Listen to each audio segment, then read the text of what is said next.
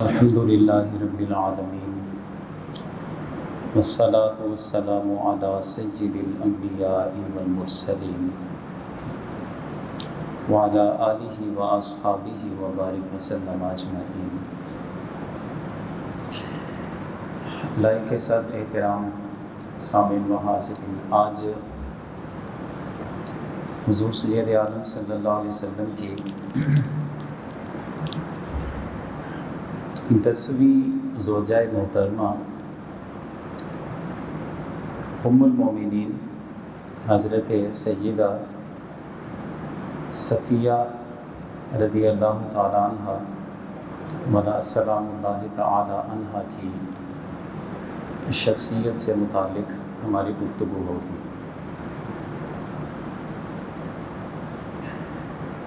حضرت صفیہ خاندانی اعتبار سے حضرت ہارون علیہ السلام کی اولاد سے تھی، اور مذہبی لحاظ سے یہودی قوم کے ساتھ ان کا تعلق تھا۔ یہودیوں کو آپ سمجھتے ہیں، یہ جو نام ملا ہے یہ حضرت موسیٰ علیہ السلام کی قوم کی وجہ سے، یعنی یہ حضرت موسیٰ کی علیہ السلام کی قوم کا نام قوم یہود ہے۔ اچھا، ان کا جو باپ تھا حویی ابن اخطب، مدینہ طیبہ کے ساتھ ہی یہودیوں کا بہت بڑا ایک قبیلہ بنو نذیر، یہ اس بنو نذیر کا سردار تھا، اور اس لحاظ سے حضرت صفیہ یہودی قبیلے بنو نذیر کے سردار کی بیٹی تھی۔ اب ہم یہ تو پہلے درسوں میں اکثر طور پہ میں بات کیا کرتا ہوں جب یہودیوں کی بات آتی ہے کہ حضور صلی اللہ علیہ وسلم کے ساتھ جو ان کی مخالفت تھی وہ صرف حسد کی وجہ سے تھی، یہودیوں کی۔ قرآن عزیز نے بھی حسد ہی بیان کیا۔ حسد کیا تھا کہ یہودی جتنے بھی دنیا میں ہیں یہ بنی اسرائیل میں سے ہیں۔ بنی اسرائیل حضرت یعقوب علیہ السلام کے جو 12 بیٹے ہیں، ان 12 بیٹوں کی اولادیں جو چلی ہیں ان کو بنی اسرائیل کہا جاتا ہے، اس لیے کہ حضرت یعقوب علیہ السلام کی کنیت، آپ کا لقب تھا اسرائیل، ان کی اولاد کو بنی اسرائیل کہا گیا۔ اور پھر ہم یہ بھی جانتے ہیں کہ حضرت یعقوب علیہ السلام یہ بیٹے ہیں حضرت اسحاق کے علیہ السلام، جو کہ حضرت ابراہیم علیہ السلام کی اولاد ہیں۔ اور ہم یہ بھی جانتے ہیں کہ حضرت ابراہیم علیہ السلام کے 2 صاحبزادے ہیں، دونوں نبی ہوئے ہیں۔ حضرت اسحاق یہ حضرت ابراہیم علیہ السلام کی اپنی اہلیہ محترمہ حضرت سارہ کی اولاد سے ہیں، اور دوسرے بیٹے حضرت اسماعیل یہ جو حضرت سارہ کی کنیز تھی حضرت ہاجرہ، جو انہوں نے خود اپنی مرضی سے حضرت ابراہیم علیہ السلام کو ہبہ کیا تھا، ان کے ساتھ پھر حضرت ابراہیم نے نکاح فرمایا تھا، ان سے حضرت اسماعیل پیدا ہوئے تھے جن کو مکے میں چھوڑ کے گئے تھے۔ یہودیوں کے نزدیک اولاد ابراہیم میں عزت صرف حضرت اسحاق علیہ السلام کی اولاد کو حاصل ہے، یہودیوں کے نزدیک، اس لیے کہ وہ حضرت ابراہیم علیہ السلام کی اہلیہ تھی، جبکہ دوسرے بیٹے حضرت اسماعیل اگرچہ حضرت ابراہیم علیہ السلام کے بیٹے ہیں، لیکن یہودیوں کی نگاہ میں ان کی عزت نہیں تھی، اس لیے کہ ان کی والدہ وہ کنیز تھی۔ ایک تو یہ بات تھی یہودیوں کے نزدیک، دوسری یہ کہ حضرت اسحاق علیہ السلام کی اولاد سے حضرت یعقوب ہوئے، حضرت یعقوب کی اولاد سے بنی اسرائیل چلی، کم و بیش 70,000 انبیاء کرام صرف بنی اسرائیل میں ہوئے ہیں، صرف بنی اسرائیل میں۔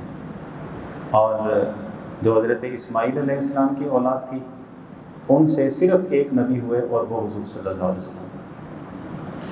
اب یہودی چونکہ بنی اسرائیل سے تعلق رکھتے تھے، ان کی مخالفت اس وجہ سے تھی کہ یہ تو کنیز کی اولاد میں سے ہو گئے، حضور صلی اللہ علیہ وسلم کی طرف اشارہ کرتے ہیں، جبکہ حضور کی بعثت، آپ کی ولادت اور اعلان نبوت سے پہلے اپنی تورات، جس طرح ہمارے ہوتا ہے نا کہ ربیع الاول میں ہم لوگ حضور صلی اللہ علیہ وسلم کی شان میں جو آیات قرآنیہ ہیں وہ لوگوں کو ہم سناتے ہیں، ہم سنتے بھی ہیں، تو وہ تورات پڑھ کے لوگوں کو سناتے تھے، یہ دیکھو لوگوں، یہ ایک نبی آنے والے ہیں، ہماری اس تورات میں ان کی یہ خوبیاں لکھی ہوئی ہیں۔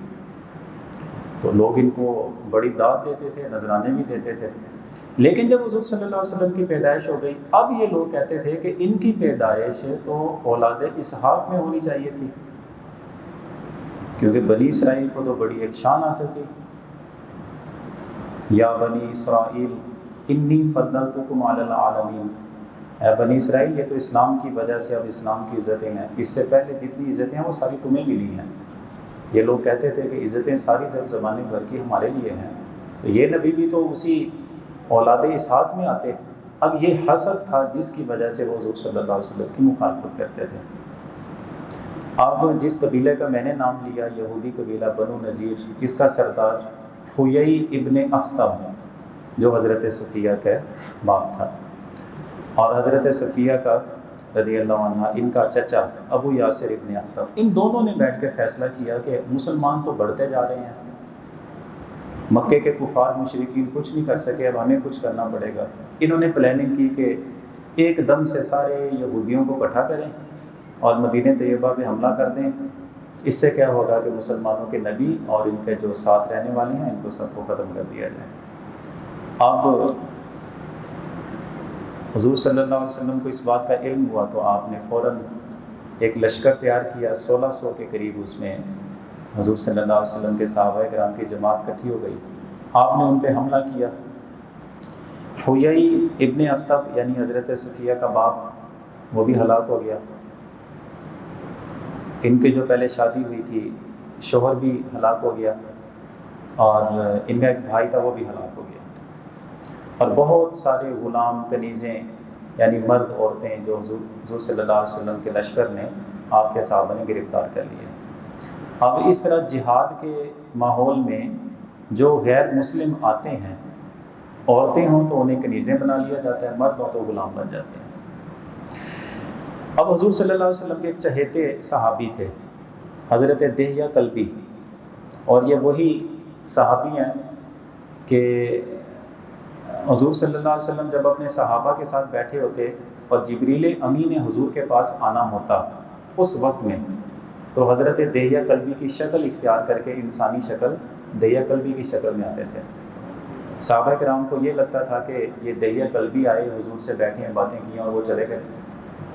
بعد میں جب دہیہ کلبی آتے ان سے بات چیت ہوتی، لوگ کہتے ابھی تو تم ہو کے گئے ہو، وہ کہتے اللہ کی قسم ہے تو آیا نہیں ہوں۔ بعد میں راز کھلتا ہے کہ وہ تو جبریل امین تھے۔ یہ دہیہ کلبی ابھی یہ خیبر میں ہی تھے، یعنی لشکر نے فتح حاصل کر لی تھی، کنیزیں اور غلام بہت بڑی تعداد میں مسلمانوں کے پاس تھے، یہ ابھی ادھر ہی تھے اسی علاقے میں۔ دہیہ کلبی کہتے ہیں حضور مجھے کوئی کنیز دے دیں گھر کے کام شام کے لیے، آپ نے فرمایا جاؤ جو دل چاہتا ہے وہ لے لو۔ یہ گئے۔ اب حضرت صفیہ سردار کی بیٹی، ان کا اٹھنا بیٹھنا گفتگو کرنا یہ باقی سب سے انوکھا تھا، ناز نعم میں پلی ہوئی تھی، تو دہیہ کلبی نے ان کا ہاتھ پکڑا اور لے گئے۔ اب صحابہ کرام حضور صلی اللہ علیہ وسلم کے پاس اکٹھے ہوئے، کہنے کہ حضور اب دیکھیں نا، ساری کنیزوں میں سب سے زیادہ جس کو تہذیب کا پتہ ہے، رکھ رکھاؤ کا پتہ ہے، جو خاتون سیاਣੀ نظر آتی ہے، تو حضور وہ دہیہ کلبی لے گیا۔ تو آپ نے فرمایا کیا ہونا چاہیے تھا؟ نہیں حضور یہ آپ کے پاس ہونی چاہیے، یہ آپ کی کنیز ہونی چاہیے۔ آپ نے فرمایا اس طرح کر لیتے ہیں۔ دہیہ کلبی کو بلایا، ان سے فرمایا کہ چلو تم کوئی اور کنیز لے لو، یہ مجھے دے دو۔ اب جس وقت حضور نے ان سے بات کی، یہ بڑے غور سے سنیے گا، حضور نے جب ان سے بات کی، عمر کتنی ہے؟ ابھی 20 سال عمر نہیں تھی، مورخین نے لکھا کہ 17 سال کے قریب عمر تھی حضرت صفیہ کی۔ حضور نے ان سے بات چیت کی، چہرے پر غصہ تھا ان کے، کیونکہ باپ مارا گیا، شوہر مارا گیا، اور ساتھ میں ایک بھائی ہے وہ بھی مارا گیا۔ حضور صلی اللہ علیہ وسلم نے بات کی کہ صفیہ تمہیں کس چیز کا غصہ ہے؟ تو اس نے یہی تینوں رشتے سنائے کہ جن کے ہاتھوں سے 3 رشتے ہلاک ہو گئے اس کے چہرے پہ غصہ نہیں ہوگا۔ اور پھر حضور نے بیٹھ کے سمجھایا ان کو، ایک دلیل پیش کی، دوسری دلیل پیش کی، وہ آگے سے اعتراض کرتی ہیں، پھر حضور اور دلیلیں پیش کرتے ہیں۔ حضرت صفیہ سے کسی نے یہی بات پوچھی کہ جب تمہاری پہلی مرتبہ حضور سے بات چیت ہوئی تھی تو اپنا ذرا وہ انداز تو بیان کرو، یا اپنے دل کی جو حالت ہے وہ تو بیان کرو۔ کہنے لگی جب حضور میرے پاس آئے تھے بات چیت کرنے کے لیے مجھے غصہ تھا، اور کہتی ہیں کہ خدا کی عزت کی قسم ہے دنیا میں سب سے زیادہ ناپسندیدہ شخصیت نقل کفر نہ باشد وہ حضور کی ذات تھی، کیونکہ نقصان بہت ہوا تھا۔ لیکن جب حضور نے مجھے بتایا تو میں نے وہ باتیں کی، دلائل دیے، میں نے اس سے نتیجہ نکالا کہ اتنے اچھے اخلاق والا شخص جو بلا وجہ کسی ظلم کرنے والے پر بھی زیادتی نہیں کرتے، اب ان کی باتوں کے بعد میرے سامنے یہ بات کھل کے آ گئی کہ اگر ان کے ہاتھوں سے میرے باپ کا قتل ہوا ہے تو ٹھیک ہی ہوا ہے، میرا شوہر، میرا بھائی اگر ان کے لشکر کے ساتھ اگر جنگ کرتا ہوا مارا گیا تو پھر ٹھیک ہی مرے ہوں گے، کیونکہ یہ سچے ہیں۔ آپ کہتے ہیں کہ جس وقت حضور آئے تھے دنیا کی سب سے ناپسندیدہ شخصیت سمجھتی تھی، لیکن جب حضور اٹھ کے گئے، اللہ کی عزت کی قسم، ہر شخص کو چاہے مرد ہے یا عورت ہے اسے اپنے باپ سے بھی محبت ہوتی ہے، اپنی اولاد سے بھی محبت ہوتی ہے، اپنے بہن بھائیوں سے بھی محبت ہوتی ہے، اپنے شوہر سے بھی محبت ہوتی ہے۔ دنیا میں اور بہت ساری مقدس شخصیتیں ہوتی ہیں، بندے کو ان سے بھی محبت ہو جاتی ہے، لیکن خدا کی عزت کی قسم جو مجھے اس وقت حضور سے محبت تھی ایسی محبت دنیا کے کسی اور فرد سے ہو ہی نہیں سکتی۔ میری محبوب ترین شخصیت حضور بن چکے تھے۔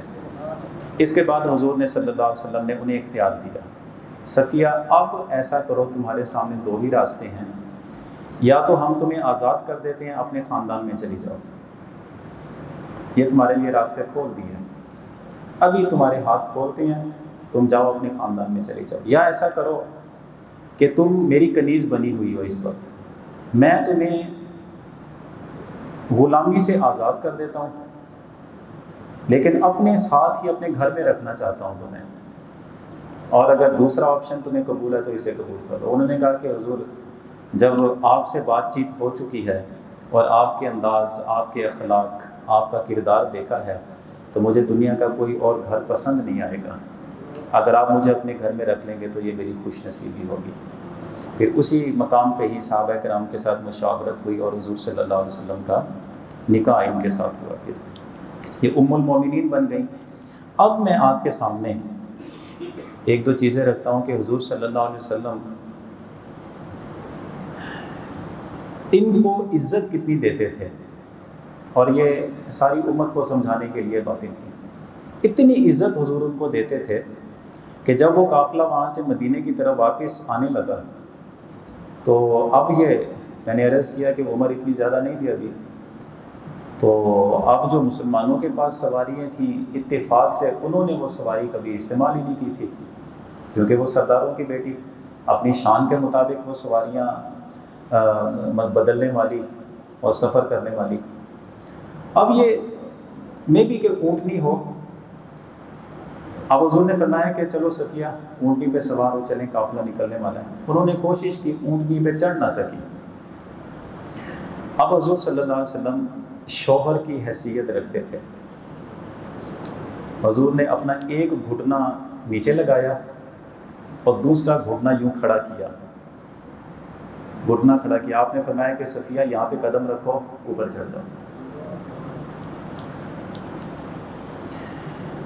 اللہ اکبر۔ تو حضرت صفیہ نے آگے سے پھر کیا انداز اپنایا، ان سے یہی بات جب کسی نے پوچھی تو کہتی ہیں کہ اگرچہ میں نے ابھی کوئی وقت تو حضور کے ساتھ نہیں گزارا تھا، ان کے گھر میں تو پہنچنا تھا، لیکن میرے ضمیر میں یہی بات تھی کہ حضور نے میری سہولت کے لیے اپنا گھٹنا آگے پیش کر دیا ہے تاکہ میں آسانی کے ساتھ پاؤں رکھ کے چڑھ جاؤں، لیکن میری غیرت نے گوارا نہ کیا کہ میرا قدم حضور کے جسم پہ لگے۔